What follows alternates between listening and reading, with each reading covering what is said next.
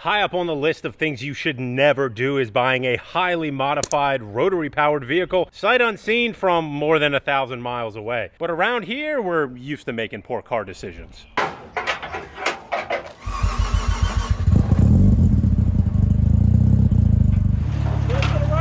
the right. You do burnouts now, right? Oh, it should do burnouts, yeah. Is that gonna be the first thing you do with it? I'm joking. It's time to see how we did. I can't even get up here fast enough with the camera before everyone comes out to check out the new car. I don't think it's any contest. It's easily the nicest RX-7 any of us own here. Ouch. For sure. Ouch, that hurts. How about those seats? They're a little uncomfortable. And you're, what size waist are you? 14. 30. Wow. All right, let's see how Carrington does. Oh, God. A little tight? All right, you're in there. No, for a race car, this is absolutely perfect. Okay, well. I'm ordering a set of these for sure. These ones could be for sale because I don't think they're going to fit me, Carrington. Let's see how Fernando does. Oh, God damn, my leg. I get it all. Damn. Appropriately placed. I think these would be awesome. Is this like the position that you ever gonna leave, or can you like recline it a little bit less? You might be able to change the angle a little bit. It's more how it fits on your hips. You can't change that. I like that because you're really stable. Like you're able to move it all. I don't know. It does feel kind of at home. I can already like feel blowing out coolant seals, like making no power. I feel I got the RX-7 spirit. I do. Whoa. Well, the first thing that we're looking at is like the cosmetics of it, but the important thing is if it does run well, it started right up. All righty, here we go. Yeah, Steve. I don't know how you don't like these seats. 35R turbo. I mean, as bad as the engine bay looks, like everything looks there and in order. The wiring doesn't look bad, which I know Tim approves of. That's less wiring he has to mess with down the line. Wiring doesn't look bad. That's generous of you. Oh, so you don't like it? No, I don't like it. I think we can do a lot better. You haven't been around RX-7s long enough, apparently. I have standards. That's not supposed to be mounted. Oh, come on. What are you talking about? You realize these have flip-up headlights, right? Like, that's what it's supposed to do. It goes up and then down. Oh, okay. There's a button in there for it. What do you think, Eric? My back already hurts. Yep. I mean, they're a race car. That's cool. You fit, though. I mean, tight, but yeah. We got a nice ground wire back here. That's grounding well. I guess you don't need that to start. Speaking of the wiring, we're missing some panel covers and stuff. But I don't see anything that's scaring me too bad. Has anyone found anything mechanically? Well, a molded rear bumper. And judging by the rest of the car, it's going to crack the first time you hit a bump, so that might be an issue. Well, crack the first time it hits a bump, it already apparently has hit bumps because I see cracks. Oh my goodness. Look at this. Right there. It is popping right out. All right, that's not great. Up here, though, the molded flares actually look pretty good, though. I believe that these are the burnout rear flares. The front is feed aesthetics. Have you looked inside yet? Right there. I don't know about good. I don't know if that's the word. Ooh, that's rough. Well, one thing that was a selling point on this car is that it kind of comes with a lot of spare parts. We're gonna have to dive into what's in here, but I see a oil thermostat. This is a spare blow-off valve. That looks like a quick release hub. These things are not that easy to come by for the RX-7s, although people are like 3D printing these now, which is maybe what these are, ABS plastic. But we got a lot of digging to do here in the trunk to see if we got some goodies in here. That looks like a crank pulley, a real small crank pulley and alternator pulley. This is an alternator pulley on a normal car, and this is a crank pulley on an RX-7. I do have one question. Why is it red in here? It's like silver up there, silver in the jams and the primer outside. I don't know. Okay. I wasn't sure if you got that when you bought it. All right, so me jumping inside here. These are the Evo R carbon fiber door panels. I haven't got a look to see if they fit good, but they look good. I've wanted a set of these for my other supercharged car. These tilt seats, I'd be lying if I said this wasn't a very big selling point on the car. I just don't think I'm gonna fit in them. So I think those are definitely coming out, but it's got a lot of stuff in it that is gonna be good value. Well, I'm not hating what I see so far, but there's two important hurdles we need to cross. We need to drive it, and we need to put it on a lift and see what it looks like from the bottom side. What do you think this car is gonna sound like? Boom! Oh my goodness. These seats are awful. Yeah. I literally don't fit.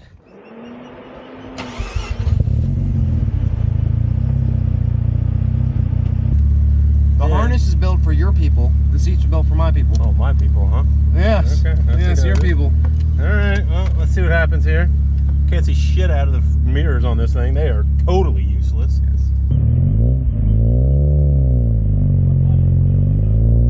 My butt is literally not touching the bottom of the seat. I am completely suspended by my hips on the side of these bolsters. And my knee is on the steering wheel.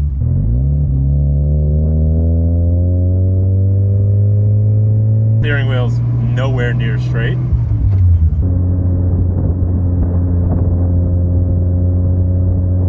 What is the tune on this car? I don't even know what ECU this car has. Awesome. I think I saw a Power FC Commander when we got in, like by your feet or something. Can you reach that with all the extra harness slack you got there?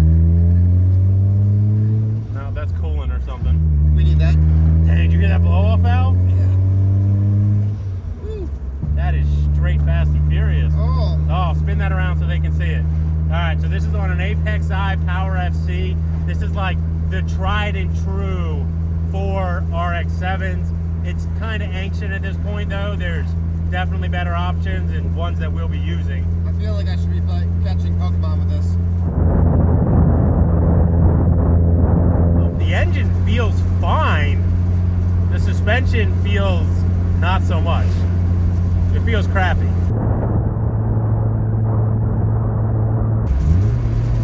Alright, we got a little open stretch of road here, and we're not going to rip on this too hard because I trust the Rotary with the tuner that I don't know less than I trust our government. We got boost control. Okay, let's see how much boost we're running here. Yeah. Alright, let's see.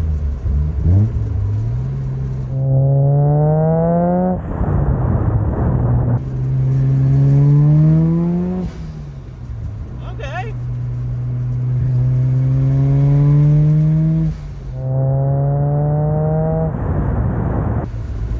Not so bad. Not bad.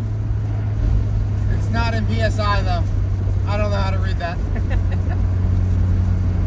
There's dirt flying around. I just got dirt in my eye.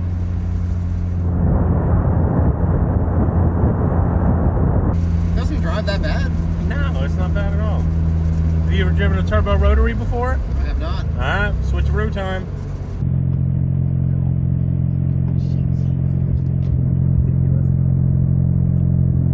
Oh, not having a steering wheel is just so... This is...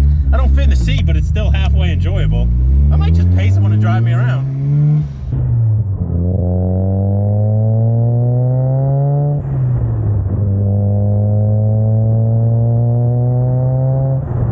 If you close your eyes, this is definitely a green Mitsubishi Eclipse. I'm just saying. I'm just saying.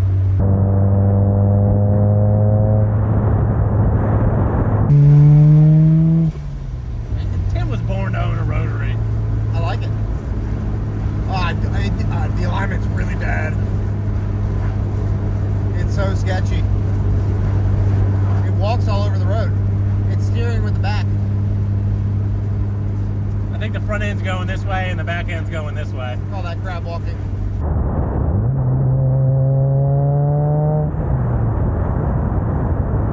I feel like it needs 6 gears.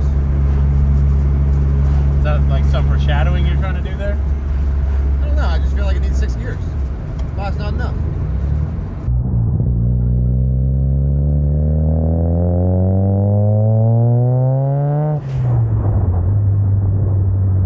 Well, I am not feeling so bad about my $18,000 purchase. That's right. This car, running and driving in its rough condition, cost me $18,000 plus a nice cool $800 in shipping up from Orlando, Florida, and so far I'm not hating it. What do you think? Could be a lot worse. Could be a lot worse. Could be Now, a lot worse. we haven't looked under it yet though.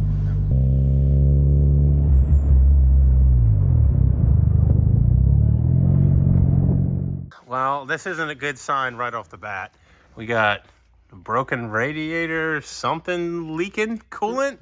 Any idea where that's coming from? Might be a cracked expansion tank. Hopefully, because this is a coil radiator. It'd be nice if this thing was usable. It has a aluminum expansion tank, and last time I checked, aluminum doesn't expand. Especially if it's aluminum this thick. Oh my goodness, is that some ridiculous mounting for this intercooler. And that thing, it's not going to stay anyway because it doesn't nearly fill that opening well enough. You think it's a 6061? Oh my goodness, we can at least scrap that for some money. Okay, let's dive into the suspension before we go more with the mechanical. And at least to the naked eye, it doesn't look too bad. It's got brand new Tane suspension. I don't see any ridiculously looking worn out bushings here on the front. They all have overspray on them, just like the rest of this car. But what do you got over there? I see oil on the bottom. That's not really a surprise. No, I think it's more of like a chassis lubrication system than anything else. Turbo manifold actually looks like pretty nice. This is a absolutely ancient wastegate, but oh, moving to the back, look at that Gretty titanium exhaust. This was one of the selling points on this car, and I'm gonna have to clean off that overspray since it's, once again, they couldn't tape anything when they primered this. So these have a lot of issues with what they call the pillow balls. You have one here, there's one up at the top there, and then there's another one, maybe the outer one they call a pillow ball on this, where they're different than your standard bushings, and they wear out a lot, but honestly, well, that should be tight. Yeah, a little bit of movement there. And that's an aftermarket arm. Oh, wow. Maybe that's wheel bearing? No, that's a ball joint. Ah, what I was just touching on, one of those pillow balls. Look, it goes back and forth. Well, that explains that. Oh my goodness, that one's even worse. That explains Look at that movement. Yeah, all right, that'll do it. Well, they felt the need to not reinstall any of the rebars on this. Oh my goodness, that is the worst thing I found so far. That is the light that is supposed to be right there. They literally used the light to fill the bumper. Oh my, you gotta be kidding me. That is ridiculous. Those lights are like actually worth a couple dollars too. Like, why did you do that? There is not supposed to be a hole right there. There's a hole for the brake line right next to it, but there's not supposed to be a hole in the engine bay right there. All right, we're going to comb through this thing a little bit more, but we're also going to get prepared for basically the most important test here, which is going to be some sort of kind of hacked together rotary compression test. Just removing the hood and headlights, I've uncovered enough to just make me want to throw up. The shoddy workmanship here with the mounting on these headlights, I don't even want to dive into this wiring here. The most hilarious thing that I found, though, is that this thing has enough grounds on it that makes me think that it had some sort of major issue at some point. But the hilarious part is they're not tight at all. This one runs over here into the fender and is completely loose. What is the point of adding all of this on if you're not even going to install it properly? This is some of the most proper mounting of a coolant overflow tank that I've ever seen. So this is next level, just negligence. This is the overflow for the coolant system, right? This ran to the top of this, which has a pressurized cap, okay? All that is normal, except when you put a pressurized cap also on the overflow. So when that opens, it just allows this to pressurize, and then this was just pushing fluid. Like, this goes to the ground. The overflow was literally overflowing. Not that there's any doubt, but the blow-off valve literally is just labeled blow-off valve. No brand, no fake Gretty on it, just blow-off valve. Well, that's a Freddy. Freddy? Is that what you call it? Yeah, they're called Freddies. Yeah, fake ready? Yeah, Freddies. The most effective line caps are definitely a bolt just shoved into a vacuum hose, and in case you couldn't figure out that your overflow was overflowing, just double up on all your radiator clamps just to be sure they stay in place. Can't wait to see what surprises lie behind this. Straight down. Not so bad. I don't know what was mounted here, but it's not there anymore.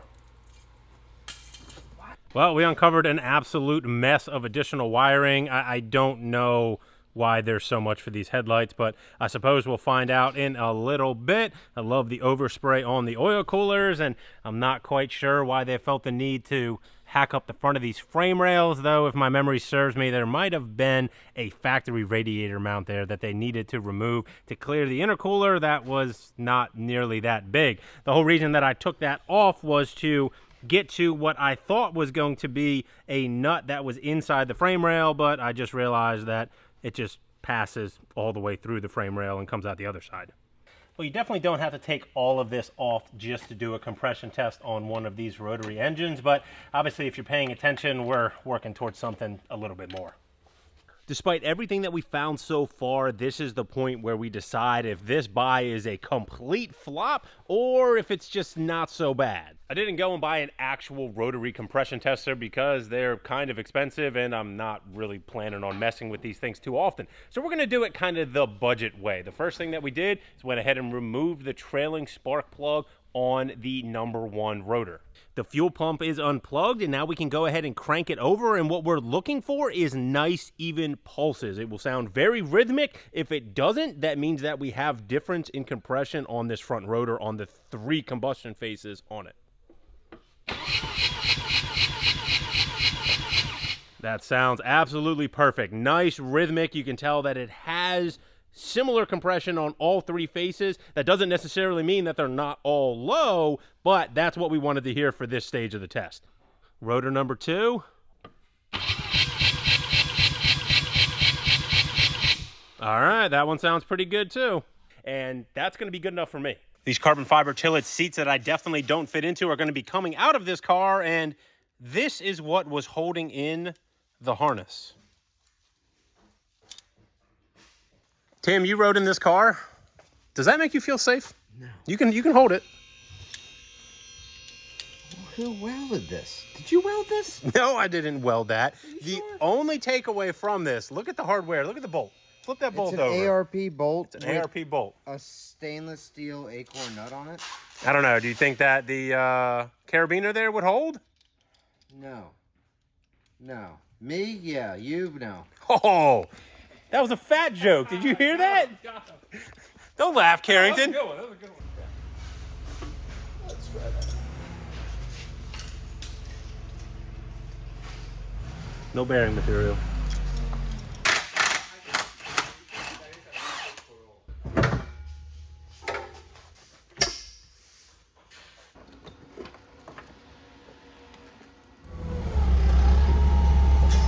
Keep coming.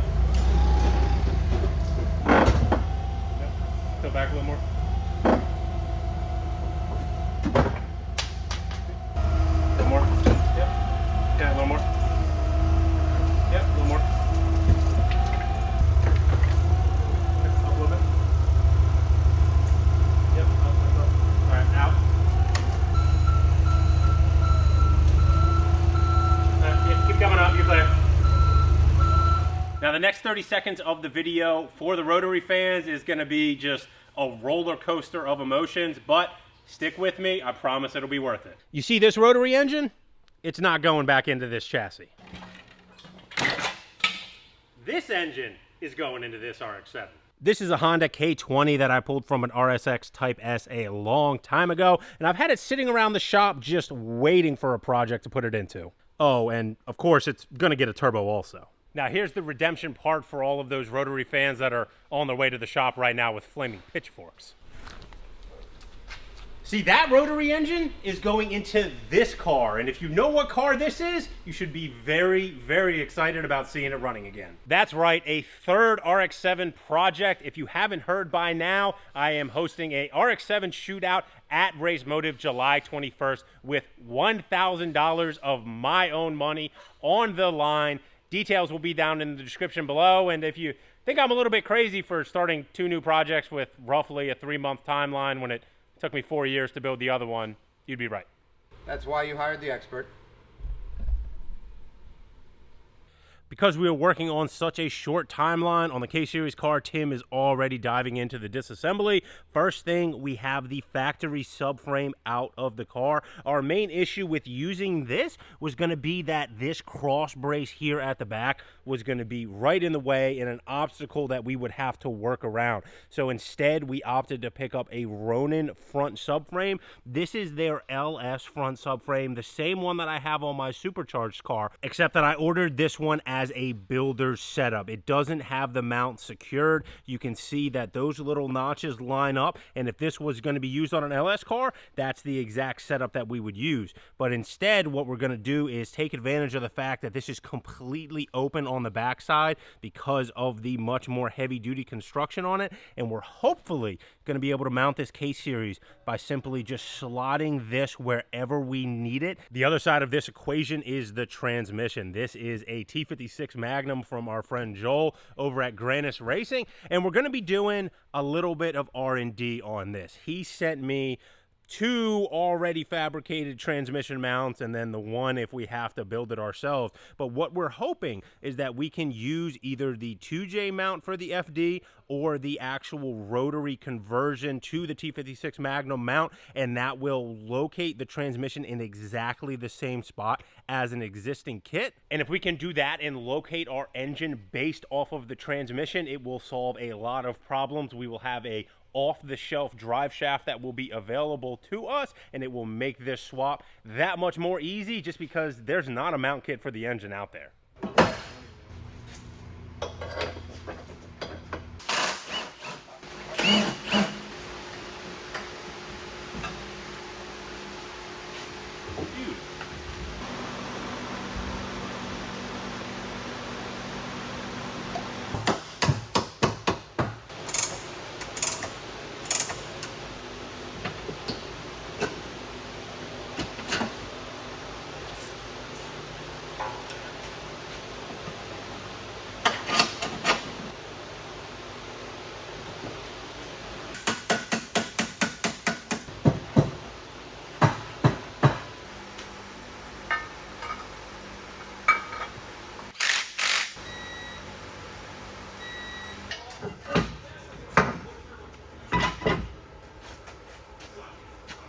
While Tim's wrapping up some stuff at the back end of the car, we are going to go ahead and take care of the fuel pump installation. And for that, we have this awesome radium piece. This is a triple pump setup with a surge tank and an additional pump that is in the tank already that is feeding that surge tank. When everything's apart, this is what it looks like. This is the exact same bracket that I am putting in for the K20. This is for that CYM rotary car, though. This is a triple pump setup for the K20. We opted to go ahead and go with 2 Walboro 450s and then a Walboro 450 lift pump. The only thing left to do is go ahead and secure our level sensor to the side here, and then we can go ahead and get this whole assembly put in the tank.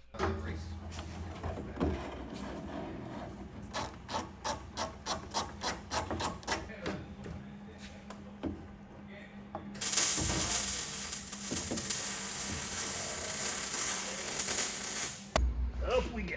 Which one is that? Strong like bull. Strong like ox. With just a small splash of undercoat, we've gotten rid of just a small portion of the massive amount of overspray on this car. The Fish Racing Tech rear differential brace is all mounted up, and that's going to be all the changes that we're making at the back end of the car. We're going to be reusing this Greddy titanium exhaust. That means that in the next episode, we're going to be working our way forward at putting an engine right in this space right about here. And as things usually do around here, this car has already snowballed massively, almost out of control, so I'm going to leave you with just a little teaser here at the end of the video.